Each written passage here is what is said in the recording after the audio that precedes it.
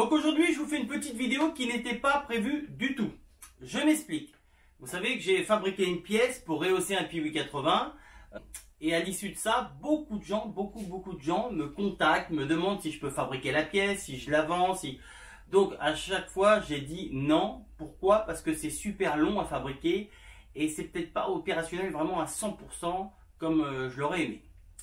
Là, je suis en train de démonter mon 110 TTR et une fois que je l'ai démonté, je me suis rendu compte que l'amortisseur ressemblait énormément à celui du Piwi 80.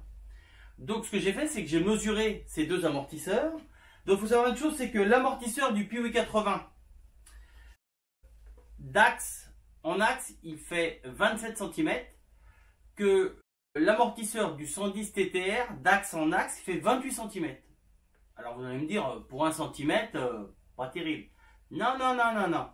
D'une, déjà, sur le 110 TTR, c'est un bras oscillant cantilever comme ça. C'est-à-dire que pour l'amortisseur qu'on doit mettre dessus, c'est un amortisseur qui doit travailler horizontalement et non pas verticalement. L'avantage du 110 TTR, c'est que c'est le même type de bras oscillant, donc l'amortisseur est fait pour travailler à plat.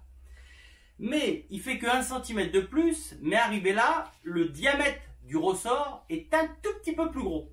Donc ça veut dire qu'il est un tout petit peu plus dur, puisque le 110 TTR, c'est un petit peu plus gros que le Piwi 80.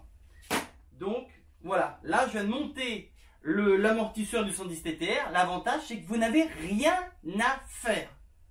Vous démontez votre axe,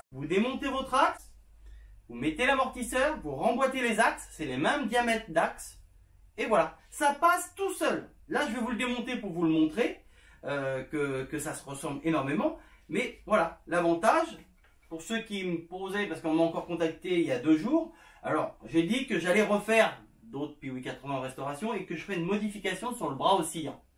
Mais là, pour les gens qui ne sont pas du tout bricoleurs et qui veulent rehausser leur Piwi tout en gardant quand même de la pièce d'origine sans faire trop de modifications, vous mettez un amortisseur arrière de 110 TTR-E. Voilà le résultat. Donc là, je vais vous le démonter pour vous montrer, hein, que c'est pas du pipeau. On va retendre ça. Tac. Si ça tenait, ça serait bien. Tac. Donc on va démonter notre axe. Là, c'est parce qu'elle est grippée, hein, ça passe tout seul sinon. Ça n'a rien à voir. Bon, il reste dans le brossillon, on s'en fout. Et l'autre devant, il n'est pas grippé puisque c'est normal. L'axe est plus haut sur la machine, il ne grippe pas. Souvent, c'est l'axe en bas qui est tout rouillé. Donc là, je ressors mon amortisseur. Voilà. Donc, amortisseur du 110 TTR. Alors, je vais essayer de le tenir correctement.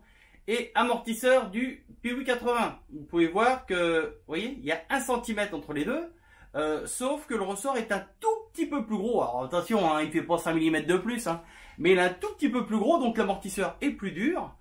Et donc 1 cm de plus long, plus un ressort plus dur, et ben vous avez nickel. Vous avez la solution pour rehausser vos Piwi 80 sans transformer la machine, tout en gardant de la pièce d'origine Yamaha. Voilà, c'était la petite info que je voulais vous donner. Voilà, parce que quand j'ai démonté, j'ai dit putain, je suis curieux. Donc comme j'avais un Piwi en stock, j'ai démonté pour faire l'essai et ça monte dessus sans problème. Donc voilà, donc peut-être que ça va intéresser certaines personnes. Donc comme d'habitude, on n'hésite pas à me lâcher un petit pouce bleu, à me laisser un petit commentaire. Et puis ben, moi je vous dis à très bientôt pour la série 125 qui ne devrait plus tarder maintenant. Je vous fais la bibise et je vous dis à plus. Ciao, bye bye. 3, 2, 1.